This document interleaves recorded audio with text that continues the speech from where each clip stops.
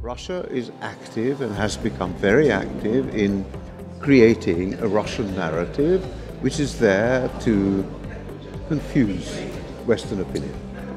At the same time, I think Slovakia is in the same position as Hungary. The relationship is transactional. That is to say, we have to do deals with Russia because of energy.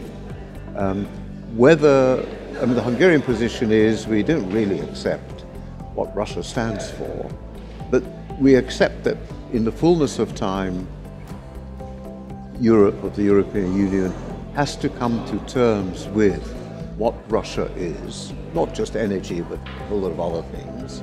In the meantime, Hungary especially has no alternative because of the energy supplies, but to do deals with Russia.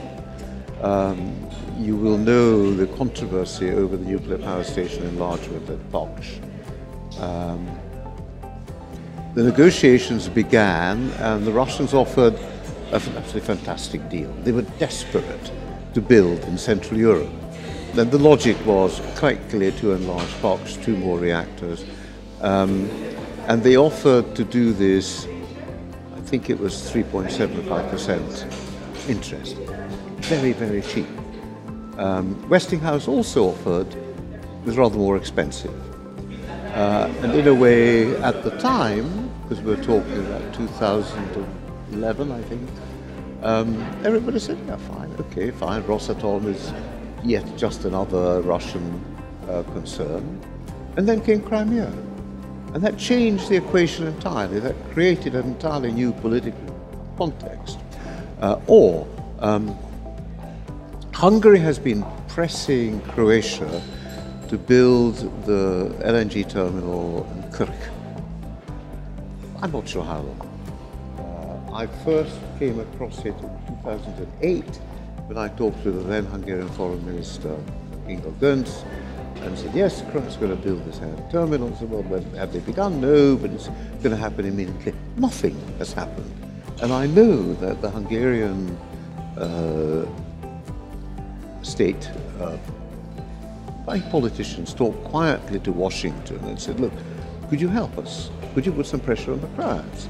Because we're very dependent on the Russian natural gas. And the Americans said, don't be paranoid.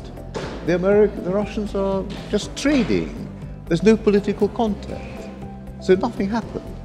Well, maybe the new Croatian government is starting something. It's still a new, well, it's been a year now. So I'm saying that the energy issue influences how a country behaves. I think the same is true of Slovakia. One other point, the LNG terminal in the Świnoujście, too low capacity, and the interconnectors are not really there. I mean, we're building more, but it's happening very, very slowly. That's partly the EU's fault. I remember Buzek, before he was Prime Minister, before he was President of the European Parliament, saying it's time to think about an energy community. It took ages to get it off the ground, and Šefčovič's package is, what, about 18 months, so on and so forth. So it really does move the speed of a whale, I think, very large animal. At that point, Hungary still has to live.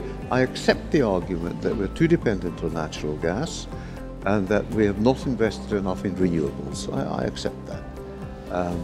But that's the reality. So we do have to do with deals with Russia, and I rather imagine that Slovakia is in the same category.